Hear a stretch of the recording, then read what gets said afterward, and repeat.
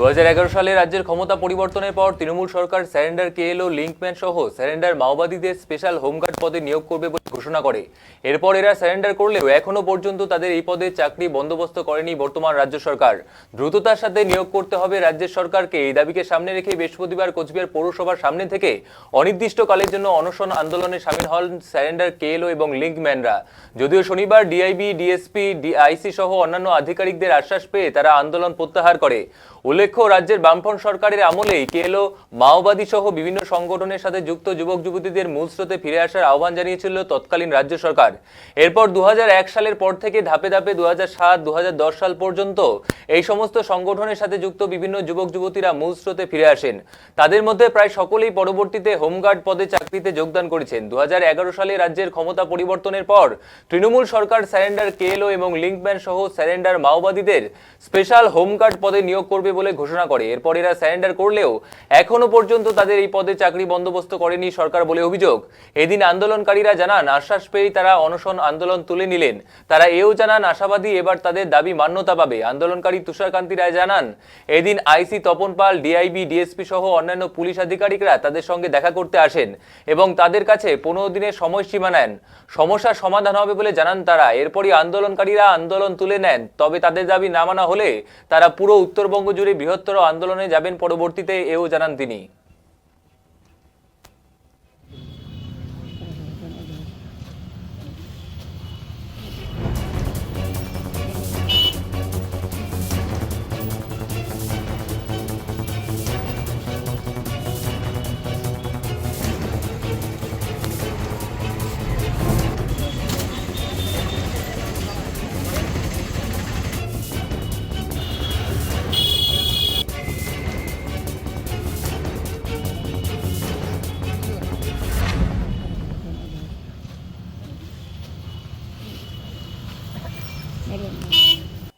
আমাদের কোচবিহার এসপি ওনার কাছে আমাদের প্রোগ্রামটা হলো এবং উনি আমাদেরকে 15 দিনের মধ্যে যে দিল যে আমরা যেহেতু এটা তো আমাদের এখানকার কাজ নয়, সেই উপর লেভেল থেকে যদি কাজটা হয় 15 দিনের মধ্যে ওনারা জানাবেন এবং 15 দিনের মধ্যে যদি না আমরা আবার সেই যদি পুনরায় সেই পুরোনোর দিকেই যাই, তবে সারা নর্থ বেঙ্গলটাকে একটা আমাদের আন্দোলন, সেই আন্দোলন আমরা স্টার্ট করবো।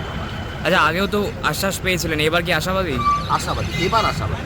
মানে আগে যেরকম ওনার এসপি সাহেবের সঙ্গে কোনোদিনও কথা হয়নি, এই সর্বপ্রথম আমাদের এসপি সাহেব নিজেই আমাদেরকে পৌঁছালেন এবং এর জন্য বলবো যে আমাদের আইসি সাহেব যে আছে, আইসি স্যার আমাদের খুব মানে আমাদের ভালোভাবে এবং আমাদের টাউনবাবু এবং আমাদের আছে সবাই মিলে আমাদেরকে যৌথভাবে এই এগিয়ে যাওয়ার জায়গাটাকে ওনারা ভালো করেছেন। আমি অশেষ ধন্যবাদ জানাবো প্রথমেই আমি তপনবাবুর নেতৃত্বে এবং ডিএসপি যারা আছেন ওনাকেও ধন্যবাদ জানাবো এবং সাথে সাথে আপনাদের ধন্যবাদ জানাবো।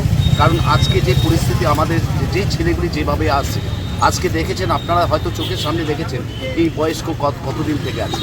ইনি দেখুন, ইনি বাঁধের পাড়ে বাড়িয়ে না, ইনি কীভাবে থাকেন, ইনি দেখুন কীর্তন না করে খেতে পারে না। এই যে আমাদের পরিস্থিতি, আমাদের পরিস্থিতি আজকে এরকম। ইনি যেমন পানের ভাগা যদি না নিয়ে যায়, ওনার কিন্তু পেট রুটি রোজগার হয় না। তাহলে আমরা কোন পরিস্থিতিতে আছি, তাই আপনাদের সামনে আপনাদের মাধ্যমে আমরা তুলে ধরতে যাচ্ছি। এরকম নজির অনেক আছে, কি নজিরগুলি দেখাবো। তা আশাবাদী আমি আবার তপনবাবুকে আবার ধন্যবাদ জানাবো। তপনবাবুর হাত দিয়ে আমি আজকের অনশন আমি তুলে নিলাম। তপনবাবুকে নিয়ে আমি একটা কী বলবো, মানে কি আশ্বাস পেলেন কতদিনের মধ্যে হবে? 15 দিনের মধ্যেই আমাদেরকে ভালো একটা সঠিক উত্তর দেবে, এটা সরকারি মতে যে কাজটা করা যায় সেটার জন্য। কতদিন ধরে আপনারা অন্বেষণ করছিলেন? আমরা মোটামুটি 3 দিন 2 রাত, মানে 72 ঘন্টা পেরিয়ে গেছে। 3 রাত 3 দিন, ঠিক আছে।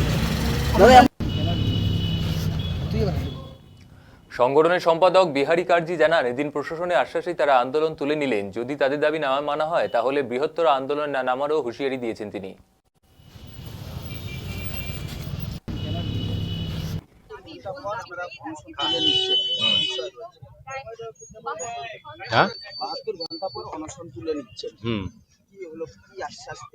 আশ্বাস যেটা আমরা পেলাম সেটা হলো, সেখানে ডিআইবি এসপি ছিল, এসপি সাহেব ছিল, আইসি তপনবাবু ছিল, সবাই একসঙ্গে কথা দিল যে 15 দিনের মধ্যে আমাদেরকে একটা ভালো রেজাল্ট দেবে। সেই সুবাদে আমরা আজকে অনশন আমাদের প্রত্যাহার করলাম। আমরা প্রথমত 65 জনের মতো বসছিলাম, পরবর্তীতে 2-1 জন করে অসুস্থ হয়, এখন আমরা 30-35 জন এখানে আছি। হ্যাঁ না, এবারে কার্যকরী হবে বলে মনে হয় বলেই আমরা উঠাইলাম।